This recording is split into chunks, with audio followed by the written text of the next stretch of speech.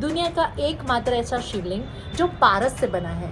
और उससे भी बड़ी बात कि अगर आप ये शिवलिंग की पहली बार गिनती कर रहे हो, यानी कि छोटे छोटे पारस की शिवलिंग एक के ऊपर पूरा एक कंप्लीट शिवलिंग बनाते हैं, और उसमें से जब आप छोटे छोटे शिवलिंग को काउंट करना स्टार्ट करते हो तो वो 12 यानी कि 12 होते हैं। लेकिन दूसरी बार आप फिर से गिनती करते हो तो उसकी संख्या 12 नहीं होती है।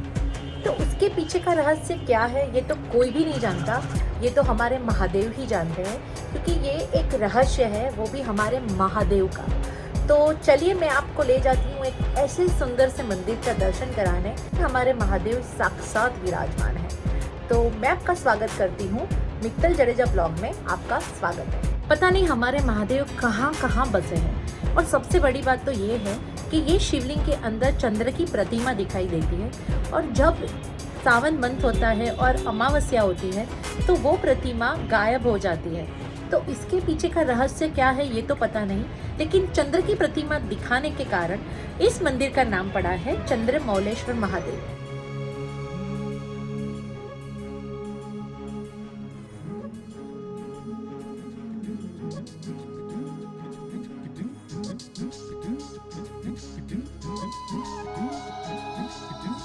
तो ये चंद्रमौलेश्वर महादेव का मंदिर अहमदाबाद से सिर्फ 35 से 40 किलोमीटर दूर आए हुए कलीकुंड यानी कि धौलका के कलीकुंड में आया हुआ है।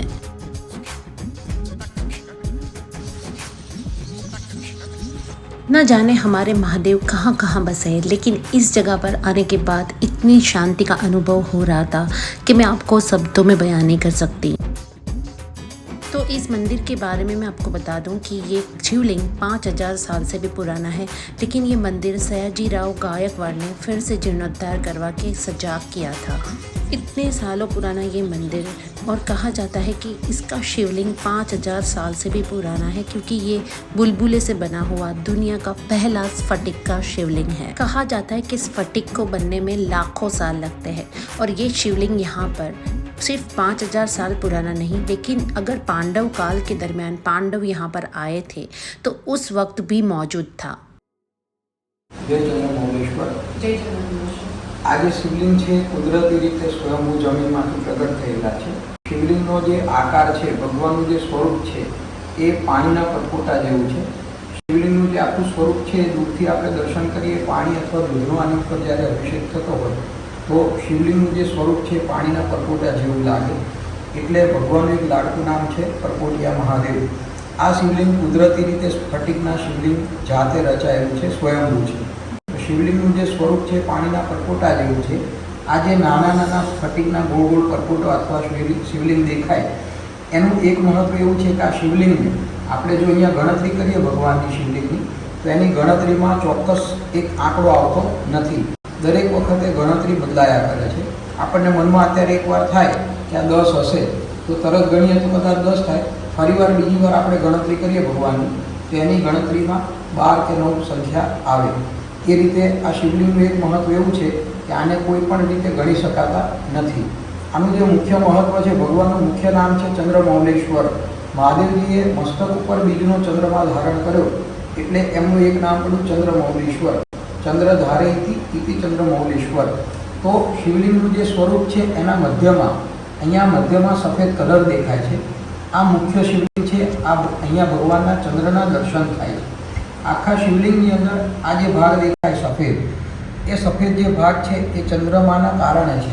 આકાશમાં જે ચંદ્રમા છે એ ચંદ્રમા આ એક શિવલિંગ ઉપર એની અસર આપે છે, અને વર્ષોથી ચંદ્રની તિથિ કળા પ્રમાણે આ એક શિવલિંગ ઉપર ચંદ્રની જેમ તિથિ કળા બદલાય એમ ચંદ્રની તિથિ કળા પ્રમાણે રોજે રોજ આ એક શિવલિંગ ઉપર કલરમાં ફેરફાર થયા કરે।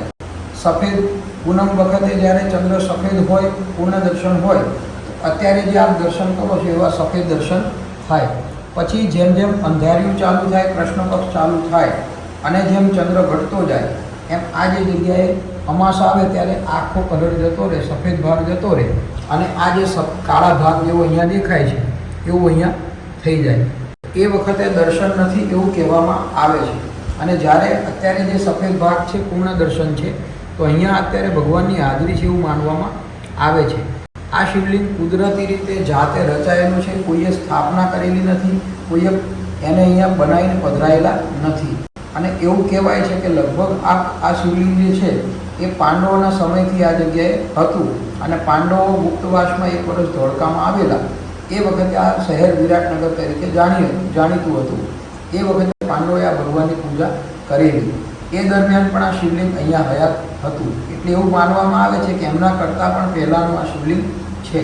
બીજું, હાલના સમયમાં કોઈ પણ જગ્યાએ મહાદેવ મંદિર આપણે દર્શન કરીએ તો શિવલિંગનો દરેક જગ્યાએ આમ સ્તંભ આકાર એક જ હોય છે. તો આ શિવલિંગ કુદરતી રીતે જ અલગ અજાયબી જેવું લાગે છે. દેખાવમાં અને આકારમાં સૌથી અલગ આ શિવલિંગ રચાયેલું છે. અત્યારે હમણાં પૂનમ ગઈ એટલે આ ભાગ એકદમ સફેદ છે, પણ જો તમે કદાચ અમાસ વખતે અમાસ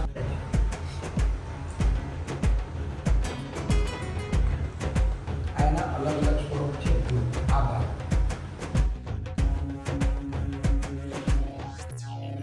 અત્યારે તમે જે દર્શન કરો છો એને અહીંયા અમારે પૂર્ણ દર્શન કહેવામાં આવે છે. હું તમને અત્યારે દર્શન બતાવું છું કેમ પૂર્ણ દર્શન કહેવાય છે. પહેલા તો અંદર છે ને ઓમ આકાર દેખાય, એ મધ્યમાં ધ્યાનથી જોશો તો આમ તગડા જેવો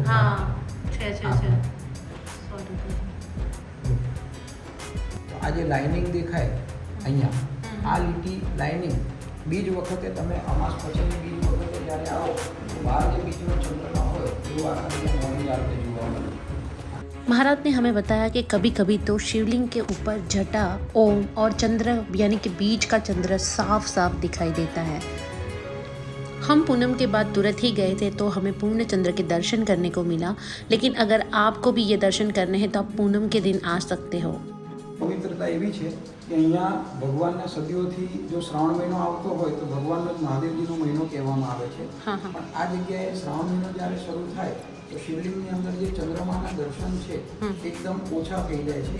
એનું કારણ છે કે અહીંયા જે અમારા પૂજાના અડવાના ભગવાનને અડવાના બધા નિયમો જે છે એ શ્રાવણ મહિના દરમિયાન જળવાતા નથી અને પવિત્રતા ચોખ્ખાઈનો એ વખતે એટલું ધ્યાન રહેતું નથી. તો એના કારણે આ દર્શન ચંદ્ર દર્શન જતા રહે છે અને શિવલિંગની અંદર ચંદ્રમાં એકદમ ઓછા કલરમાં અથવા એકદમ આછા થઈ જાય છે. અચ્છા. આપણા આખા ગુજરાતમાં જે સમગ્ર ગુજરાતમાં જો મહાદેવજીના અથવા કોઈ પણ મંદિરો પહેલાંના સમયમાં રાજાઓ બનાવતા ક્ષત્રિયો રાજાઓ બનાવતા તો એ જે મંદિરની બાંધણી છે એના કરતાં આ એક મંદિરનું બાંધણીનું વિશેષ મહત્વ છે. આ મંદિર ગુજરાતના વડોદરાના મહારાજા પેશવા સરકાર સયાજીરાવ ગાયકવાડે બનાવેલું છે. તો આ એની એક નિશાની છે. અહીંયા દીપમાળ છે. લગભગ આપણે ગુજરાતમાં દીપમાળ અહીંયા ડાકોર સિવાય લગભગ આપણને જોવા મળતો નથી. તો એક દીપમાળ છે અને આ બાજુની જે ભાગ છે ત્યાં પહેલાંના સમયમાં હાથીખાનું કહેવાતું હતું. ત્યાં હાથી અને ઘોડાની જે એમનો રસાલો આવતો રાજાનો એ વખતે એ લોકો અહીંયા રહેતા હતા.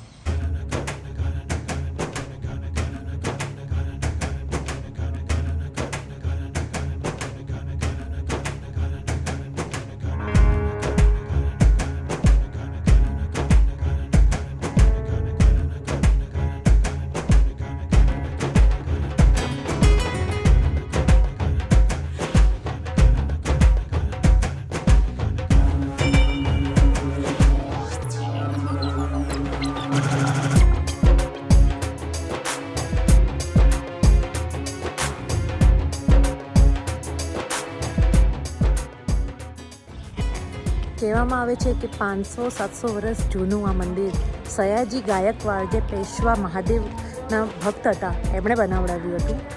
જે અહીંના રાજા હતા એમણે આ મહાદેવના મંદિરનું નિર્માણ કરાવ્યું હતું અને શિવલિંગ તો કહેવામાં આવે છે 5000 વર્ષ જૂનું છે. તો ખરેખર અહીંયા આવીને એટલી શાંતિ ફીલ થાય છે. અને પાછળ પણ તમે જુઓ છો એક મહાદેવનું મંદિર છે. ત્યાં આગળ ચેન્ટ્સ એટલે કે શ્લોકના ઉચ્ચારણ થઈ રહ્યા છે અને મૃત્યુંજય મંત્રનું અત્યારે ખરેખર આહ્વાન થઈ રહ્યું છે. એટલી સુંદર અને સુકૂનભરી જગ્યા છે કે આપ સૌ જરૂરથી એકવાર આ મંદિરના મુલાકાત લેજો અને મંદિરમાં મહાદેવના આપણા શિવલિંગના દર્શન કરવા અવશ્ય આવજો. તો રજા લઉં છું આપ સૌની. ફરી મળીશ કોઈ બીજા નવા વિડીયો સાથે. ત્યાં સુધી આપ સૌને મારા હર હર મહાદેવ.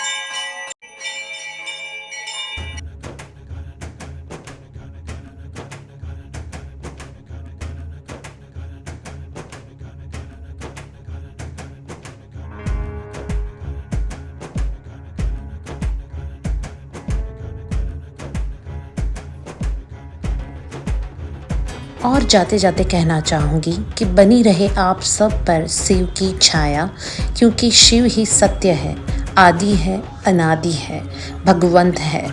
फिर मिलूँगी। हर हर महादेव।